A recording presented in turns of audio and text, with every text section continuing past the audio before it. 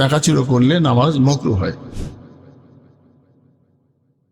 দীর্ঘ কেরাত হলে নামাজে যে মানুষটা ঘুমিয়ে পড়ে দাঁড়িয়ে ঘুমটা নিয়ে মশলা আছে যে এতে নামাজের কোনো ক্ষতি হবে না। একটা মানুষ যতক্ষণ কোনো জায়গায় হেলান দিয়ে টেক দিয়ে কোনো সাহারা নিয়ে যতক্ষণ না ঘুমাচ্ছে ততক্ষণ নামাজের কোনো ক্ষতি হবে না, ওযুরও ক্ষতি হবে না।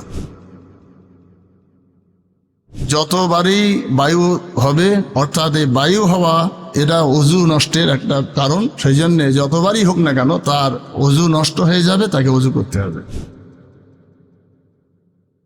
এতে কোনো নামাজের ক্ষতি নেই, যেহেতু হাঁটু ঢাকা ফরজ ছিল এবং সেই ফরজ সেই ইচ্ছার বাইরে অনিচ্ছায় যদি এরকম হয়ে যায় তাতে নামাজের কোনো ক্ষতি হবে না, নামাজের কোনো অসুবিধা নেই। যেহেতু সে সূরা ফাতিহা একবার ছাড়া দুবার পড়ে ফেলেছে, এর জন্য নামাজের কোনো ত্রুটি হবে না।